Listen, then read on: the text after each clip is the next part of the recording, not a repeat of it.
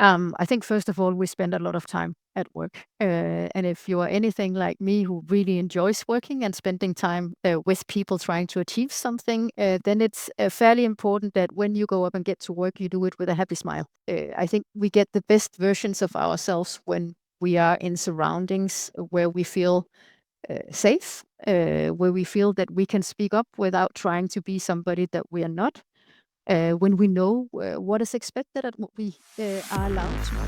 Welcome to Adapt or Die, real stories behind leaders' biggest pivots. My name is Andreas Pedersen. I'm a former tech CEO that's turned into a coach, an author of a book, as well as a podcast host. You're listening to our Power Without Permission miniseries, Same Three Acts, Breakdowns, New Role Stories designed to move you from challenge to action. Janne Jakobsen is a result-oriented executive with 25 years across business leadership, product and portfolio management, brand and global marketing, as well as customer experience. Welcome so much to the show, Janne. Thank you so much. No pressure. No, she and I got to know one another, I want to say 2010, 12, that time frame. We both worked at the same company. We're going to hear some of the stories here today about that.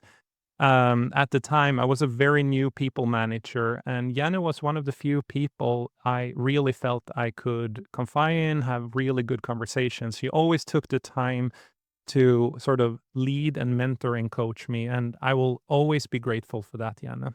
Thank you. Let's dive in straight into the first question. Okay, so life haven't always been easy, leadership haven't always been easy. Paint me the room of the 5 minutes before you're at like an inflection point of your career. Something is going on. Who is there? What's going on in your mind? What's the risk of continuing the way you were continuing? Walk us through the scenario. I'm in an executive meeting in the company I'm in at that time. I'm with the rest of the executive team. It's actually not one event, it's a sequence of events that this happens over. In this event or sequence of meetings, I start to realize that um, I'm sort of on the side and not in the meeting. And the reason for that is that it becomes very clear to me over this sequence of meetings that is not happening over a very long period of time, probably over a month or two or something like that, where I start to figure out that when I'm in these meetings, a lot of conversation, discussions, and decisions has been made prior to us going into these meetings, and I've not been part of those discussions. So I'm sitting in these meetings feeling, hey, there's something going on here that I have absolutely no clue of. I should know what's going on. I'm part of the team, and I feel completely not part of the team. And I get, of course, I get worried. I get super insecure. Because why am I not involved in these meetings? Why have they had all these pre-discussions and go into these meetings are actually just ready to make decisions? I feel stupid, actually. I feel stupid because I don't know what they're talking about, and I don't know why we're getting to the outcomes we are. So a very uncomfortable feeling, of course, leading into a situation where it becomes very um, unconstructive for me. I don't speak up. I become quiet. I lean back instead of leaning forward. Obviously, because I get worried about my own position. What's wrong? What am I not doing since I'm not being invited to the table? And I look a lot inwards, and I don't actually really talk to anybody about it either. It's something I go and deal with on my own, with myself, which looking back, of course, was not what I should have done, but that was what I did at the time. And for the listeners here, this is an executive, she was part of an executive team, and almost all men, right? They were all men, yeah. All men. Yeah. And there was clearly a boys club going on or something going on. And tell the listeners here, like, what do you think led up to this in hindsight? And sort of what were the sort of that moment directly after this situation were like, or how long did it take you to even realize that something got to change here? Well, it took me a very long time to do something about it, to be very honest. So I think I started to realize when I was, I'd been in the company for quite a while before I started to realize, probably been there around a year before I sort of really started to feel that, hey, there's something going on here where I'm not really part of it. There was a lot of activities going on at that time also. There was golfing, I did golf, there was wine tasting, there was a lot of things going on where I was not naturally a part of it, and it was very much a boys' club. And being the only female in an executive team, you sort of, yeah, I don't know. I was in a situation where most of my colleagues in the executive team had stay-home mom women for wives, and I was a mother. I am a mother, and I had family to go home to, and I have a working husband, so I didn't have somebody that would take care of my whole life when I was done working, which also meant that I prioritized a lot to do that instead of going on a lot of these after work events. So you can argue some of that was on me because of the priorities, but also the situation I was in, where I had to balance both work and life, and where my colleagues were in a different situation because they had somebody managing all of that, right? And I'm not saying that was the reason, but that was part of the scenery at that time. I think I was a year in before I sort of really started to realize that there was so much going on that I was not part of, bilateral conversations that actually had to do with my part of the business, but that I was not involved in. Um, and uh, and I think I say in the book also, Andreas, I should have left the company 2 years before I did.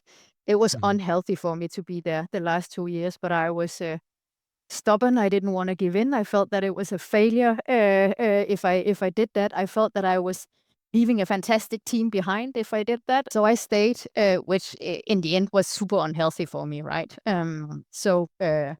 Uh, it sort of came over time, and I became more and more unhappy, basically, in that situation. What do you think it was rooted in? Like, why not listen to your body, listening to the signals? Like, what was, is this rooted in things earlier in life? Is this rooted in, like, I have to win? Or where did that, or I have to do this? And obviously, I know your chapter very well. I know you very well. And for the listeners, I want to point this out. Janne is exceptionally self aware.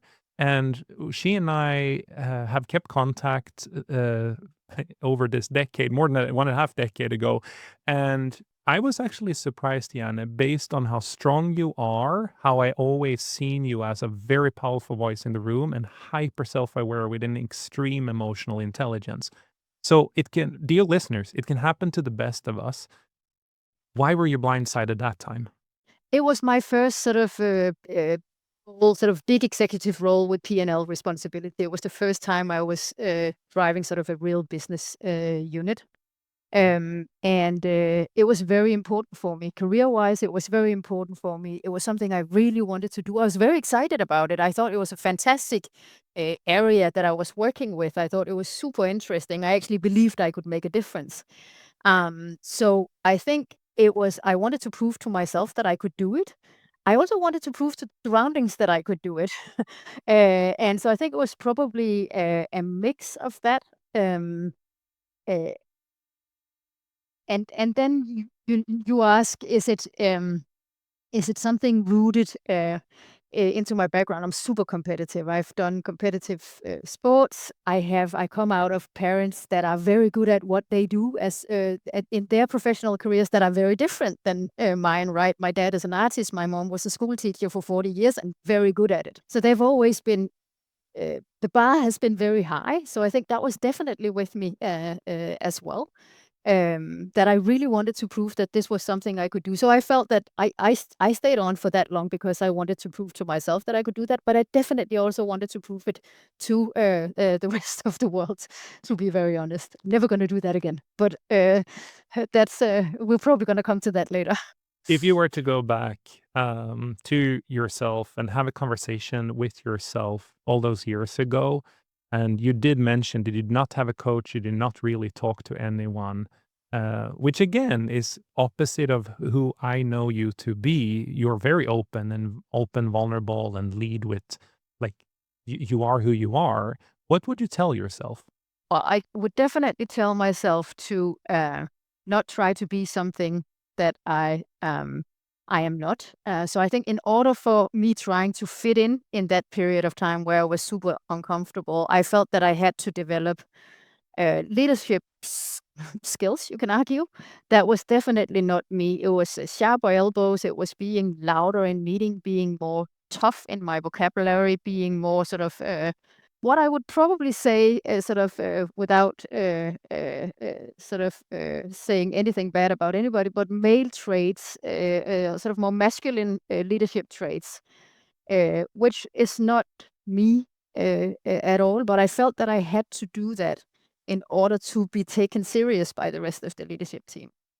And it actually worked for a short period of time. And but it made me, sort of, it felt like I was outside my own skin. And it made me feel really bad about myself, really bad about uh, uh, the impact it would have or could have on the way that the team saw me, the rest of the organization actually perceived me. Uh, but I think more importantly, also it had huge implications to how I behaved as a mother and a wife when I came home from work. I was tired. I was grumpy all the time, and definitely not, the happy one that they were used to having. Energetic, smiling. That was gone for quite a while. And I did talk to my husband about it, and he did tell me to leave. And I was like, I am going to give it a try. I had a great team. I loved the team. So there was a lot of good things. I mean, I loved the challenge I had in that company, but the leadership environment was poison to me, because I was not considered one of the team. I didn't feel that they understood my way, and I was also very different in my ways, both my perspectives, the experience I came with, as well as sort of the way that I would formulate things and talk about things was different. And looking back, I think I would probably have considered that more than I did without changing myself, but sort of really understanding the audience that you were actually talking to and the team you were part of better than what I actually did that time. And I'm not saying I would have been successful either way, but I didn't think about, you know, I just tried to force myself in to mirror the behaviors I saw in the room, because that was clearly what I thought would work at that time, because being just me didn't work.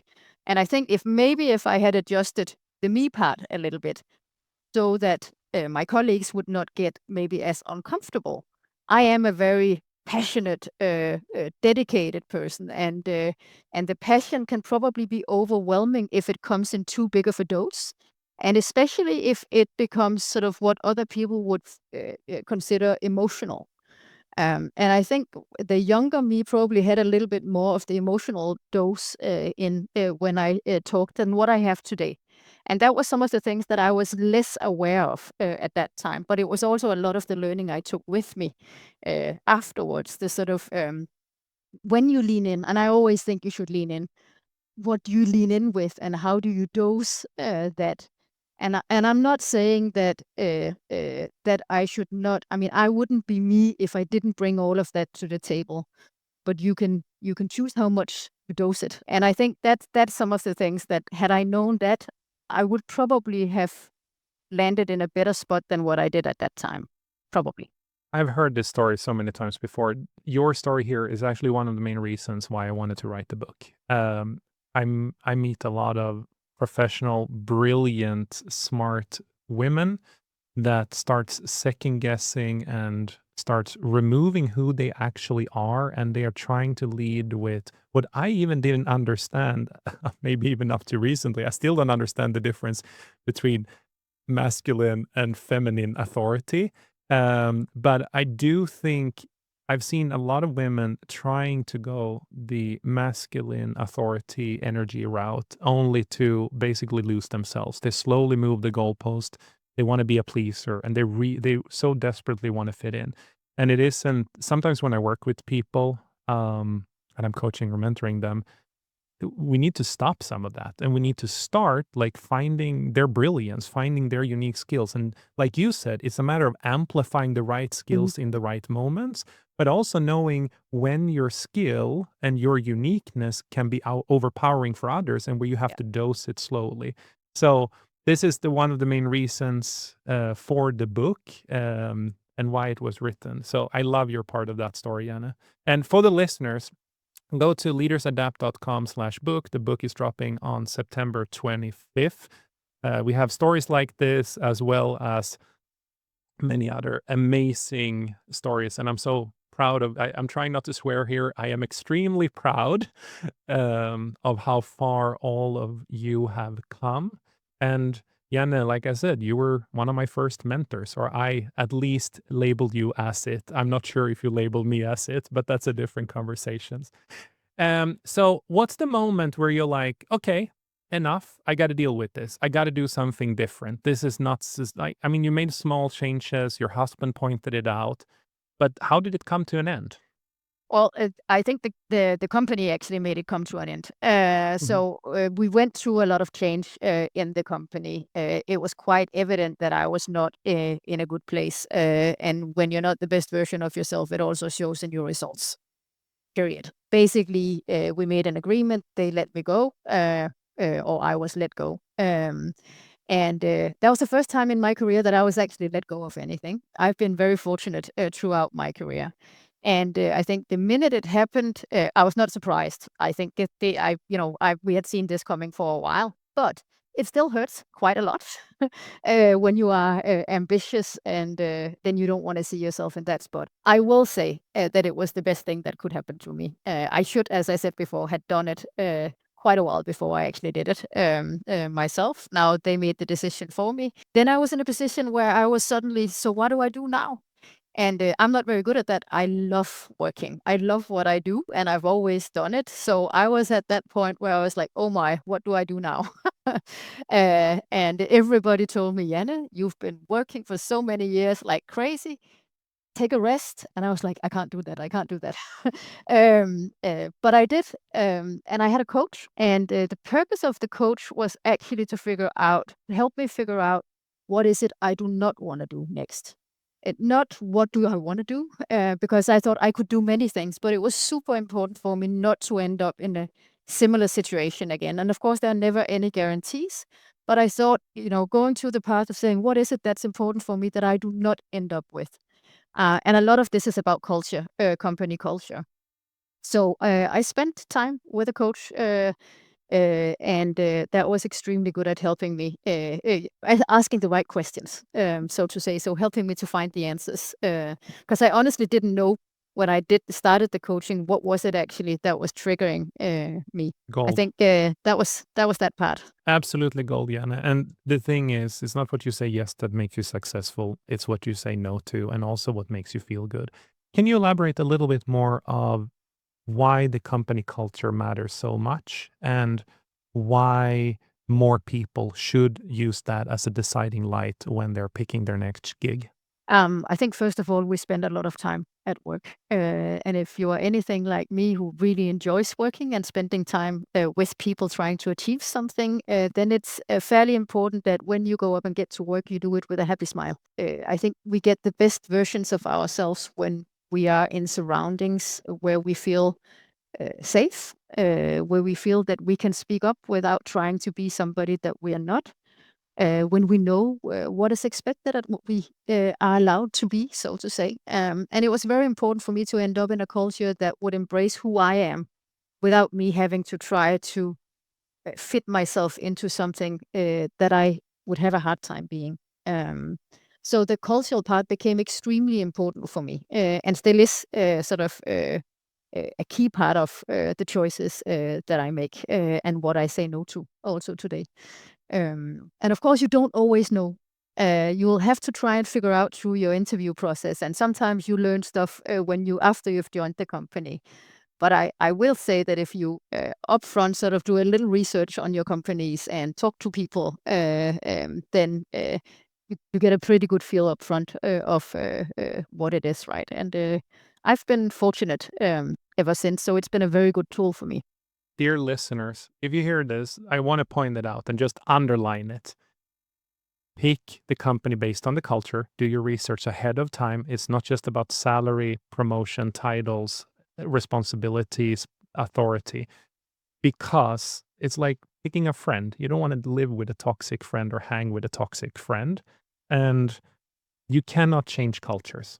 I met leaders that think, I'm just going to go in and change the culture to what I want it to be. Yeah, good luck. Culture is going to be, any culture changes will be rejected by all the employees.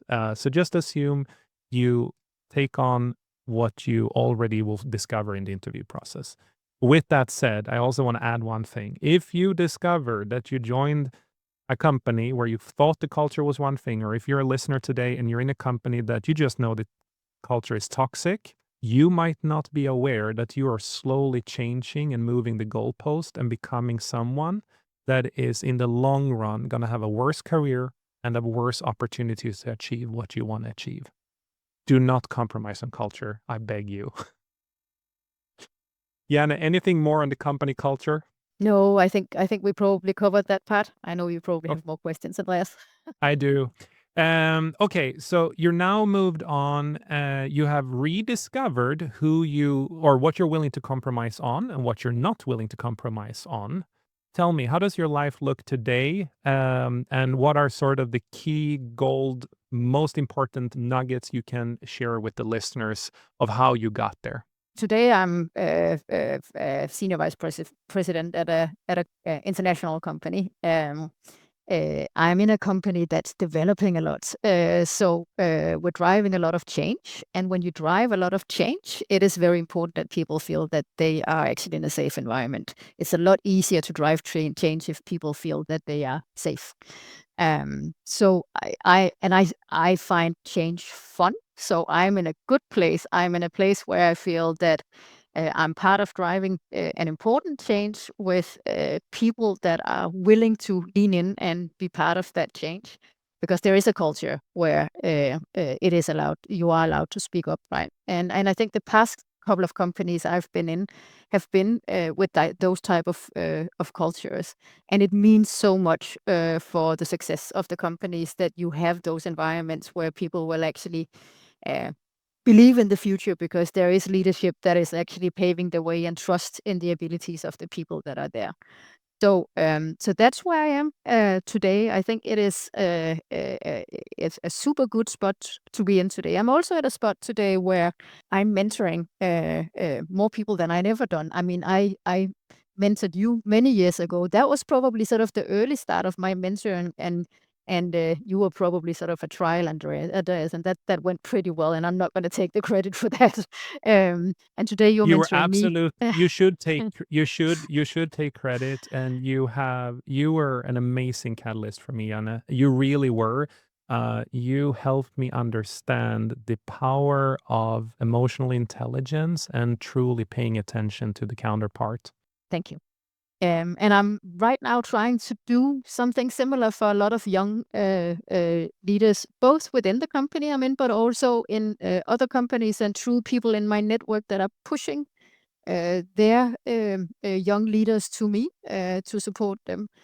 And I enjoy that so much. And I probably, if you asked me 10 years ago, would I have seen myself being that kind of person where people would funnel people to me to mentor them, I would have probably not believed you. That part, I think that was more a belief in or disbelief in my own abilities to be able to do that. Today, I'm in a different place. I have experiences that I know others can get something out of. And I learn something from every mentoring session I have. So it's not only something sessions where I give something, I get so much back.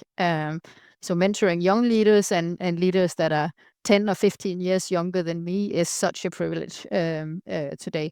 And I mentor both male and females. And I probably mentor a little bit more women than men.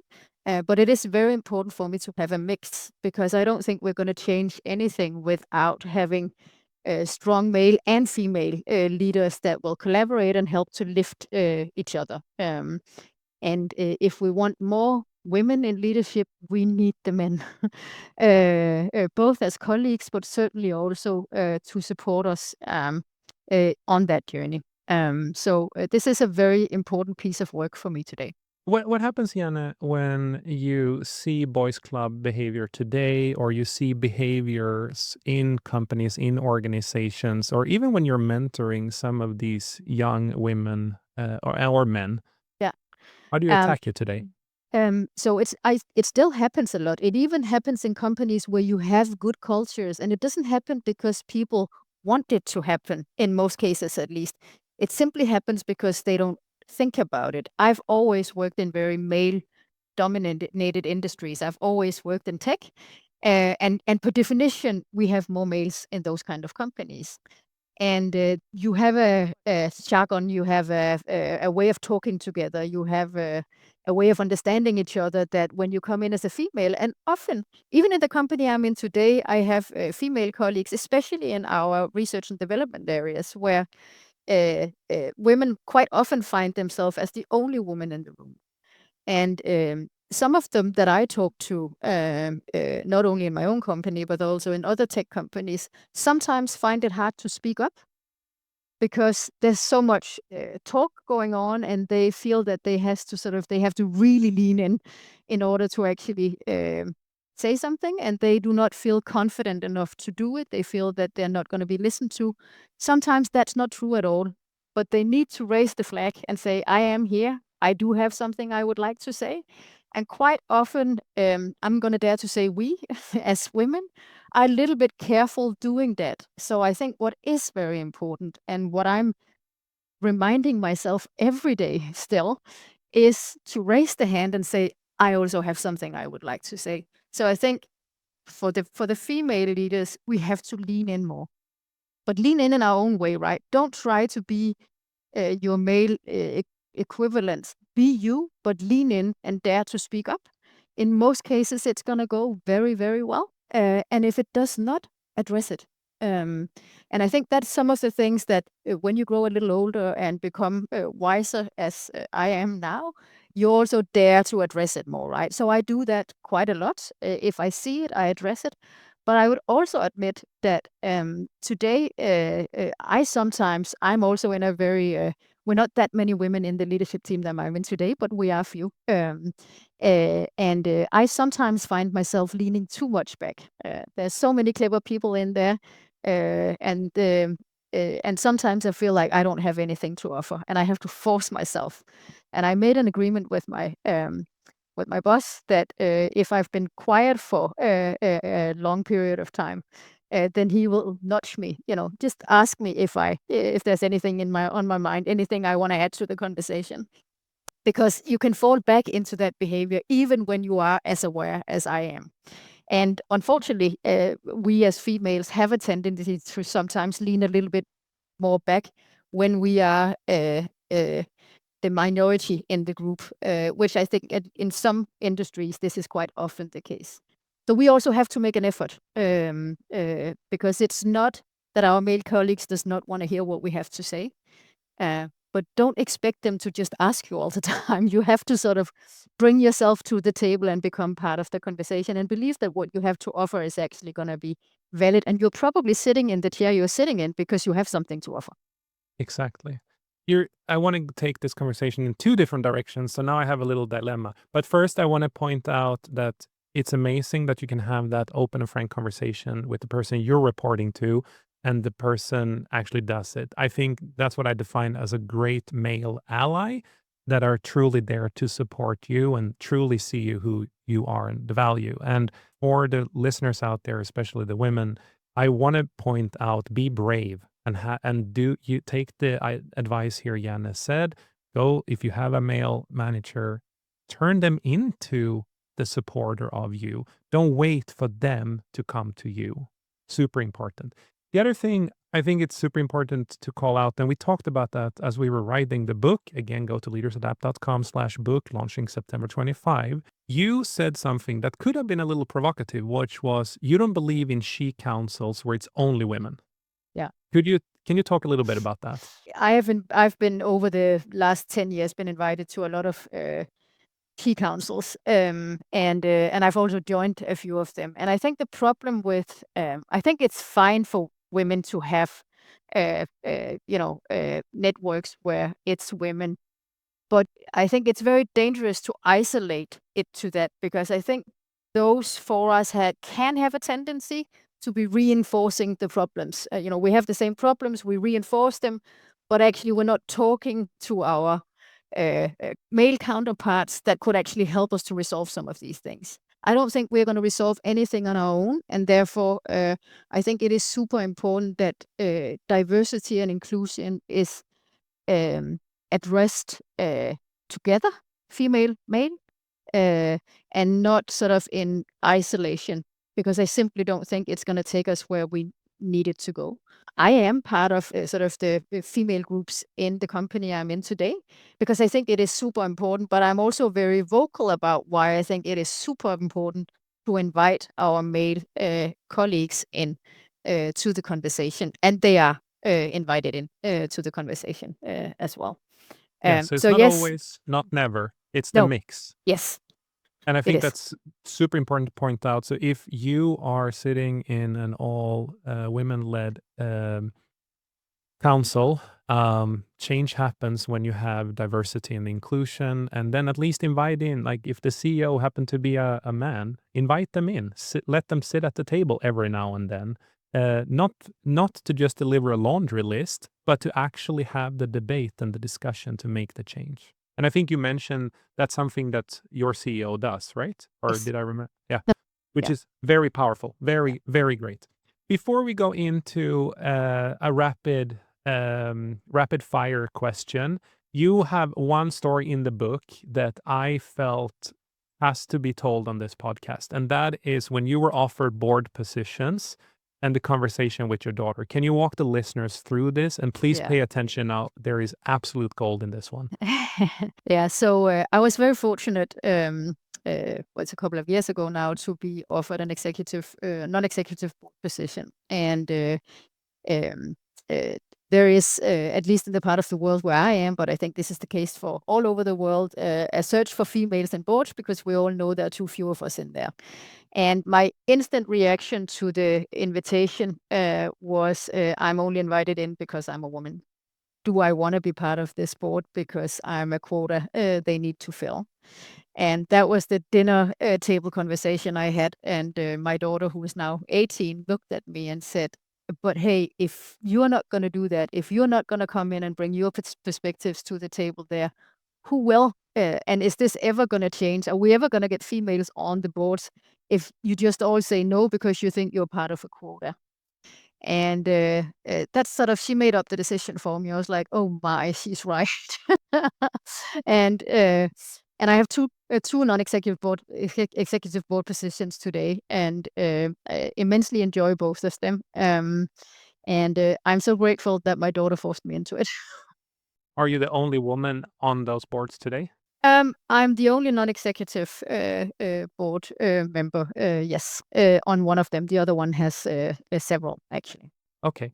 Yeah. But the point here I really wanted to point out for listeners, if the door opens, walk through it and then help someone else through the door instead. Now Janne have the ability, she can coach others of how to land a board position, executive, non-executive, doesn't matter, because you have the experience, you walk through it. So listen to Janne's daughter. Okay, let's move into rapid fire.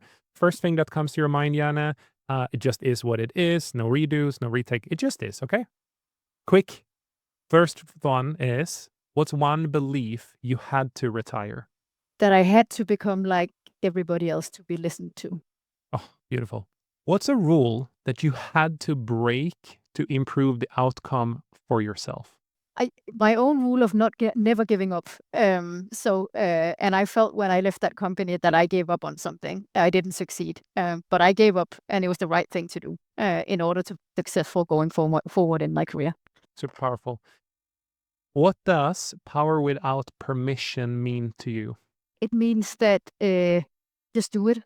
Um, just take it when you have the opportunity. Don't ask for permission to do it. Most often, you're just going to be allowed to do what you do and be successful with it. One micro ritual you do before you have a hard conversation with someone or with yourself? I walk. It's very simple. I do. If you don't adapt in life, and your story have absolutely shown massive adaptation, even burying or controlling some of the ingrained things from your childhood. But what happened to you if you're not adapting? I get left. I'm left behind. Basically, I mean, if you're not adapting, you're left behind. That's sort of what sits very deeply in me. You need to continue to sort of adapt and change, otherwise you will be stuck in the past. Be relevant. When you're me, that would be a very bad thing. Wow.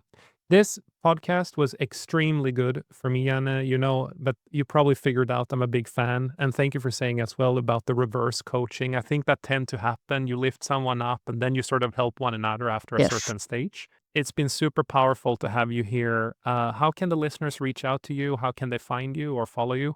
Well, always find me on LinkedIn, probably the easiest place. And I'm always curious to talk to people that has something on their mind. Awesome. Awesome. Awesome. Thank you so much again, Janne, for taking the time to do this. This was your first podcast. You nailed it. It was really good as always. Always A plus here. For all the others listeners out there, if this was insightful for you, it sure was for me. Please go to Apple Podcasts, leave a 5-star review. You're not only helping the show, but you're helping other leaders, other up and coming women, especially with this mini series, The Power Without Permission, to maybe see something they wouldn't see otherwise or to live a happier life from it. In leadership, we adapt and thrive or we don't survive. Thank you so much for listening. And thank you again, Janne, for joining this podcast.